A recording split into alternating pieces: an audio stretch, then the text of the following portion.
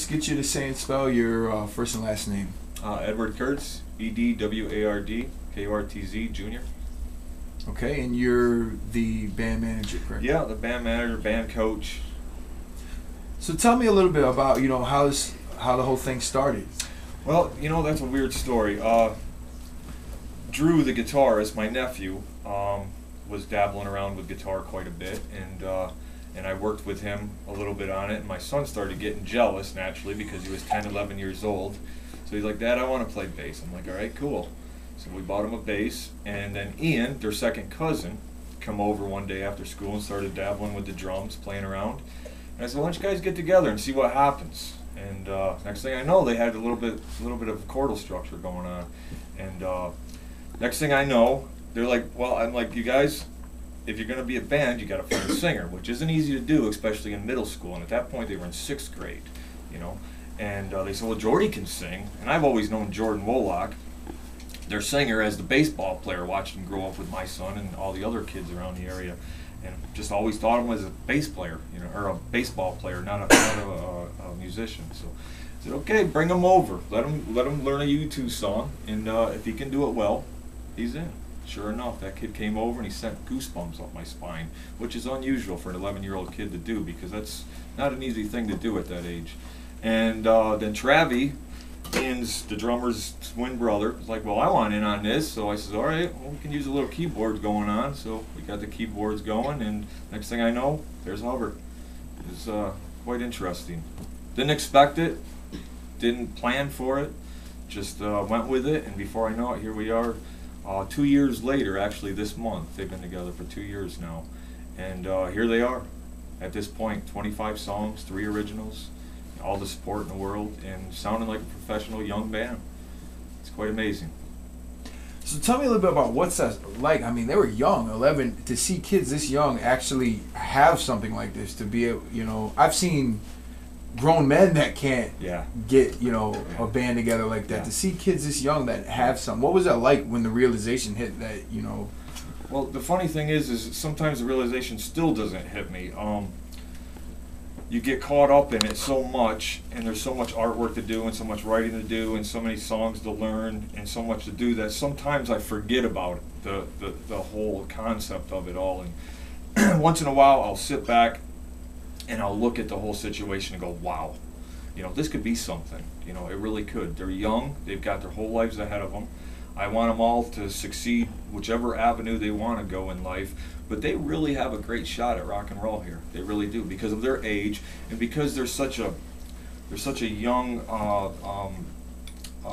young inspiring band that doesn't look at themselves individually.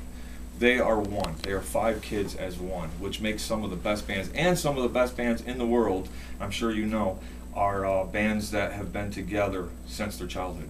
And that's the way Hover is right now. If these kids stick together, who knows where they could go, But whatever route they take is fine by me. But let's ride this wave for a while, because they really got something here. So, yeah, it's a lot of fun.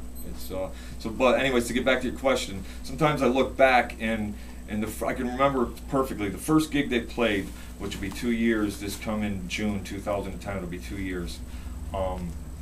The first gig they played, it was such an overrush to me that when they got done with the gig, I just sat in my driveway on my back tailgate of my truck, and a tear came down my eye, because they were 11 years old. 11 years old, playing in front of the whole school, and that school was screaming like they were the Beatles, and they were 11 years old. It was overwhelming. It was a great moment. But that was the first realization. And now, again, like I say, there's so much going on that sometimes I forget about the whole realization of these kids they're amazing. I can't say enough words. It's a lot of fun. It's something that I didn't think was going to happen. And having 2 children, I didn't dream that either one of them was going to be a musician. I was hoping, because I've been a struggling musician my whole life. And music doesn't even matter to me, myself, anymore. Of course, I'll always be a musician, but just working with these kids and making these kids the best musicians they can be is the most important thing now. It really is. It's a lot of fun. And I guess you somewhat you kind of answered this already, but just tell me a little bit. What do you hope to see for them? Where do you hope to see them go? Well, that's probably different for me than it is for them. I want to be sitting in this studio, except this studio will be sitting on top of a huge studio, and this will just be their Grammy room. That's where I want them to be. Whether that happens or not, I don't know. And I'm not gonna bank on it, and I'm not gonna make them do it. Because I give these kids full will to do what they want to do. But I would love to see them take it as far as they can, because like I said, these kids really have something. They set their egos aside, and they really come together as one. And they're five best friends, really. They're best friends even outside of the band. They sit and play Xbox together. They go to dances together, and they hold hands with their girlfriends together, and they do all this stuff together, not just in the band. So they're inseparable, which is a great thing for kids in this situation. It's really cool.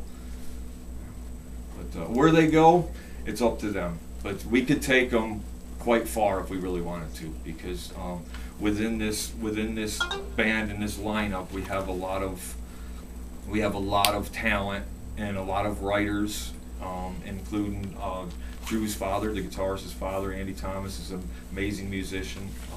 Jimmy Wolak is a great songwriter, and Pat Williams he helps us out so much in roadieing and doing what he has to do. And I just have support from all the parents, all the mothers, my wife, and all of them. They're just so supportive of what these kids do, which is a great thing, because these kids really have the backing to go far. They've got the artwork, they've got the writing ability, they've got the look. I mean, how cool is these 5 kids? When you see them, they've got the perfect image for a rock and roll band. They really do. And that's, that plays a big part in rock and roll, I'm sure you know. So, yeah. Cool. I think that's perfect. That's it. All right. Yeah. I probably went on too much, but no, no, believe me, that's good. That's good.